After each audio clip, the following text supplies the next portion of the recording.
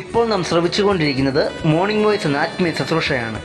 ഇന്ന് ദൈവവചനത്തിൽ നിന്നും കർത്താവിന്റെ ദാസൻ TG മാത്യു കോന്നി ധ്യാനചിന്തകൾ പങ്കുവയ്ക്കുന്നു.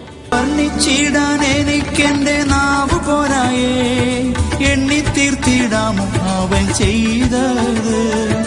വർണ്ണിച്ചിടാൻ എനിക്കെന്റെ നാവ് പോരായേ, എണ്ണി തീർത്തിടാമോ അവൻ ചെയ്തത്.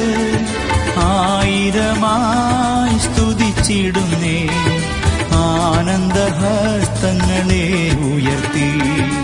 ആയിരമായി സ്തുതിച്ചിടുന്നേ, ആനന്ദഹസ്തങ്ങളെ ഉയർത്തി.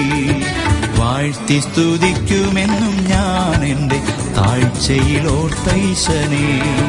വാഴ്ത്തി സ്തുതിക്കുമെന്നും ഞാൻ എൻ്റെ താഴ്ചയിലോർത്തൈശനെ. ദൈവ തിരുനാമം മഹത്വപ്പെടുമാറാകട്ടെ.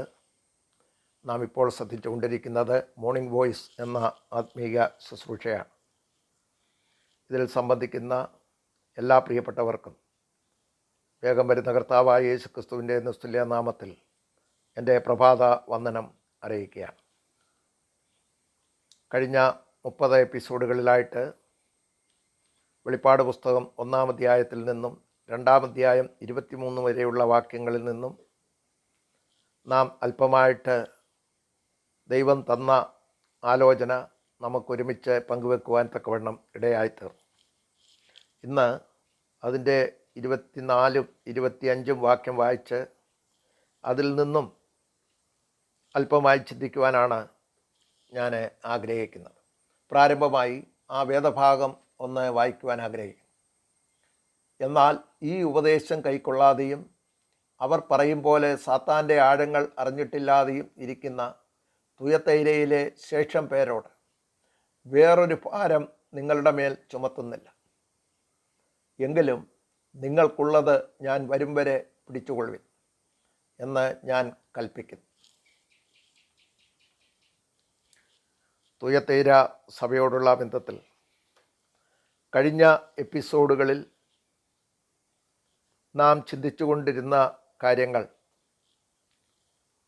ആ 2-3 എപ്പിസോഡുകളിലായിട്ട് നാം ചിന്തിച്ച കാര്യങ്ങൾ ഒന്ന് എടുത്ത് പറഞ്ഞ് നാം വായിച്ച വേദഭാഗത്തിലേക്ക് കടക്കുവാനാണ് ആഗ്രഹിക്കുന്നത്. ഒന്നാമതായിട്ട് തുയത്തൈര സഭയുടെ നല്ല ഗുണങ്ങൾ എടുത്തു പറഞ്ഞ് അവരെ പ്രശംസിക്കുന്നതായിട്ട് നമുക്ക് കാണുവാൻ കഴിയുന്നുണ്ട്. അതിനുശേഷം അവരുടെ ഒരു കുറ്റം ചൂണ്ടിക്കാണിക്കുകയും അതിൻ്റെ ഗൗരവം എത്രത്തോളം ഉണ്ട് എന്നുള്ളത് അവർക്ക് മനസ്സിലാക്കി കൊടുക്കുകയും ചെയ്യുന്നു. മാത്രമല്ല, ഈ കുറ്റം ചെയ്തവരെ അവർക്ക് മടങ്ങി വരുവാനുള്ള ഒരവസരം ദൈവം നൽകി കൊടുക്കുന്നുണ്ട്. അവസരം ലഭിച്ചിട്ടും മടങ്ങി വരാതിരിക്കുന്നവർക്കുള്ള ശിക്ഷ എന്താണ് എന്നുള്ളതും ആ വേദഭാഗങ്ങളിൽ നമുക്ക് കാണുവാൻ കഴിയുന്നുണ്ട്. അപ്പോൾ ഇക്കാര്യങ്ങളാണ് കഴിഞ്ഞ ദിവസങ്ങളിൽ നാം ചിന്തിക്കുവാൻ ഇടയായിത്തീർന്നു. എന്നാൽ ഇന്ന് വായിച്ച വേദഭാഗത്തിൽ ഇങ്ങനെ ഉള്ള പ്രശ്നങ്ങളുടെ നടുവിൽ കൂടി കടന്നു പോകുമ്പോഴും ഒരു ചെറിയ ശേഷിപ്പിനെ കർത്താവ് അവിടെ വേർതിരിച്ചിരിക്കുന്നതായിട്ട് നമുക്ക് കാണുവാൻ കഴിയുന്നുണ്ട്. അതാണ് 24-ഉം 25-ഉം വാക്യങ്ങളിൽ ആ ശേഷിപ്പിന് അവർ കൊടുക്കുന്ന ഉപദേശവും നമുക്ക് ആ വേദഭാഗത്ത് കാണുവാൻ കഴിയുന്നു. നമുക്കറിയാം, ഇന്നും അതുപോലെ ഏതൊരു കാലത്തും കർത്താവിനെ സ്നേഹിക്കുന്ന ഒരു ശേഷിപ്പ് ദൈവസഭയിൽ ഉണ്ട് എന്നുള്ളത് ഒരു യാഥാർത്ഥ്യമാണ്. അവരിൽ കൂടിയാണ് ദൈവത്തിൻ്റെ പ്രവൃത്തി ചെയ്തെടുക്കുന്നത് എന്നുള്ളതും നമുക്ക് ദൈവവചനത്തിൻ്റെ അടിസ്ഥാനത്തിൽ നമുക്കത് മനസ്സിലാക്കുവാൻ തക്കവണ്ണം സാധിക്കുന്നുണ്ട്. ഈ 7 സഭകൾക്കുള്ള ദൂത് നാം പഠിക്കുമ്പോഴും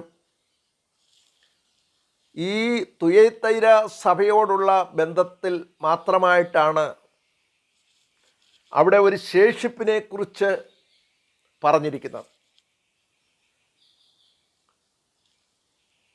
ഈ 24-ാം വാക്യം ത്തിൽ നമുക്ക് കാണുവാൻ കഴിയുന്നത് അവരെക്കുറിച്ച് പറഞ്ഞിരിക്കുന്ന കാര്യങ്ങൾ തെറ്റായ ഉപദേശം കൈക്കൊള്ളാതെയും സാത്താൻ്റെ ആഴങ്ങളെ അറിഞ്ഞിട്ടില്ലാതെയും ഇരിക്കുന്ന ഒരു ശേഷിപ്പ് എന്നുള്ളതാണ് ആ 24-ാം വാക്യത്തിൽ നമുക്ക് കാണുവാൻ കഴിയുന്നത്.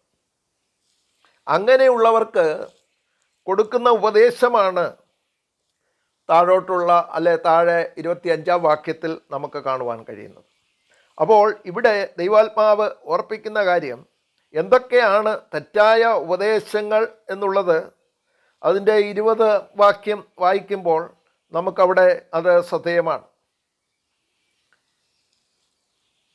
ദൈവജനത്തെ തെറ്റിച്ച് കളയുന്ന ഇസബേലിൻ്റെ നിഗൂഢ ഉപദേശങ്ങൾ, ആലോചനകൾ, ഇത് നമുക്ക് ആ മുകൾ ഭാഗത്ത് കാണുവാൻ കഴിയുന്നുണ്ട്. അക്കാര്യം നാം മുമ്പ് വിശദമായിട്ട് ചിന്തിച്ചതാണ്. അതിനെക്കുറിച്ച് കൂടുതൽ പറയുവാൻ ഞാൻ ആഗ്രഹിക്കുന്നില്ല. രണ്ടാമത് അവിടെ പറയുകയാണ് സാത്താൻ്റെ ആഴങ്ങൾ അറിഞ്ഞിട്ടില്ലാത്തവർ എന്ന്. എന്താണ് സാത്താൻ്റെ ആഴങ്ങൾ? ഇവിടെ വിശദമായിട്ട് അതിനെക്കുറിച്ച് ഒരു കാര്യങ്ങളും പറഞ്ഞിട്ടില്ലെങ്കിലും ആ കാലഘട്ടത്തിൽ സംഭവിച്ച കാര്യങ്ങളെക്കുറിച്ച് ചരിത്രത്തിൽ കൂടെ വേദപഠിതാക്കൾ അവരുടെ അഭിപ്രായം ഈ സഭയ്ക്ക് ചുറ്റുപാടും ഉള്ള പ്രദേശങ്ങളിൽ വലയം ചെയ്തിരിക്കുന്നതായ വ്യാജ മതങ്ങളെയും അതിൻ്റെ പൂജകളെയും മറ്റ് ആചാര അനുഷ്ഠാനങ്ങളെയും കുറിച്ചാണ് എന്നുള്ളതാണ് നമുക്ക് ചരിത്രത്തിൽ കൂടെ മനസ്സിലാക്കുവാൻ സാധിക്കുന്നത്. ഇതിൽ ഉൾപ്പെട്ട ഒരു ചിന്താഗതിയാണ് ഗ്നോസ്റ്റിക് വാദം. ഇക്കൂട്ടർ ജ്ഞാനവാദികളാണ്. എന്താണ് ഇവരുടെ ജ്ഞാനവാദം? ഒരാൾക്ക് മുക്തി ലഭിക്കണമെങ്കിൽ അയാൾക്ക് വിശേഷതരമായ ജ്ഞാനം ഉണ്ടായിരിക്കണം. ഇങ്ങനെ തെറ്റായ ഉപദേശങ്ങൾ പഠിപ്പിക്കുന്ന ഒരു കൂട്ടത്തിൻ്റെ നടുവിലാണ് ഇങ്ങനെ ഒരു ശേഷിപ്പിനെ കർത്താവ് വേർതിരിച്ചിരിക്കുന്നത് എന്നുള്ളത് നമുക്ക് കാണുവാൻ കഴിയുന്നുണ്ട്. അപ്പോൾ അവർക്ക് കൊടുക്കുന്നതായ ഉപദേശമാണ് ആ വേദഭാഗത്ത് നമുക്ക് കാണുവാൻ കഴിയുന്നത്. എന്താണ് അവർക്ക് കൊടുക്കുന്നതായ ഉപദേശം? 25-ാം വാക്യത്തിൽ വായിക്കുന്നത്, എങ്കിലും നിങ്ങൾക്കുള്ളത് ഞാൻ വരും വരെ പിടിച്ചുകൊള്ളുവീൻ എന്ന് കൽപ്പിക്കുന്നു. അവിടെ പറയുകയാണ് നിങ്ങൾക്കുള്ളത് വരും വരെ പിടിച്ചുകൊള്ളുക. അവിടെ നമുക്ക് കാണുവാൻ കഴിയുന്ന അവരുടെ നല്ല ഗുണങ്ങളെക്കുറിച്ച് അവിടെ പറയുന്നുണ്ട്. അപ്പോൾ ഈ കാര്യങ്ങളെ മുറുകെ പിടിച്ചുകൊള്ളണം. യൂദായുടെ ലേഖനത്തിൽ നമുക്ക് കാണുവാൻ കഴിയുന്നത് അതിൻ്റെ 3-ാം വാക്യത്തിൽ നമുക്ക് കാണാൻ കഴിയുന്നുണ്ട്, വിശുദ്ധന്മാർക്ക് ഒരിക്കലായി പരമേൽപ്പിച്ചിരിക്കുന്ന വിശ്വാസത്തിന് വേണ്ടി നിങ്ങൾ പോരാടണം. അപ്പോൾ നമുക്ക് ഒരിക്കലായിട്ട് നമ്മെ പരമേൽപ്പിച്ചിരിക്കുന്ന ഒരു വിശ്വാസം, ആ വിശ്വാസത്തിൻ്റെ ഗുണങ്ങളാണ് നമ്മൾക്കിവിടെ രേഖപ്പെടുത്തിയിരിക്കുന്നത്. അപ്പോൾ ആ വിശ്വാസത്തിൽ നിലനിൽക്കണമെങ്കിൽ വിശ്വാസത്തിനെതിരായിട്ട് വരുന്നതായ തെറ്റായ ഉപദേശങ്ങൾ, തെറ്റായ ആലോചനകൾ, ഇതിനെ ദൈവജനം എതിർക്കേണ്ടത്, അതിനോട് പോരാടി വിജയിക്കേണ്ടത് ആവശ്യമാണ്. ഇതാണ് ദൈവവചനം നമ്മെ ഓർപ്പിക്കുന്നത്. അവിടെ കർത്താവ് ഓർപ്പിക്കുകയാണ്, നിങ്ങൾക്കുള്ളത് ഞാൻ വരും വരെ പിടിച്ചുകൊള്ളണം. പ്രിയപ്പെട്ടവരെ, നമ്മെ ഏൽപ്പിച്ചിരിക്കുന്ന, ഒരിക്കലായി ഫലമേൽപ്പിച്ചിരിക്കുന്ന ഈ വിശ്വാസത്തെ നാമും മുറുകെ പിടിക്കണം. അതിനെതിരെ വരുന്ന ദുരുപദേശങ്ങളെ നാം അവഗണിച്ച് അതിനോട് കോംപ്രമൈസ് ചെയ്യാതെ അതിൽ നിന്നും വിട്ടു നിൽക്കേണ്ടത് ദൈവജനത്തെ സംബന്ധിച്ച് നാം അറിഞ്ഞിരിക്കേണ്ടതായ കാര്യമാണ്. വാക്യം നമുക്കറിയാം. പിന്നീട് നമുക്കവിടെ കാണുവാൻ കഴിയുന്നത്, നിങ്ങൾക്കുള്ളത് ഞാൻ വരും വരെ മുറുകെ പിടിച്ചുകൊള്ളുക.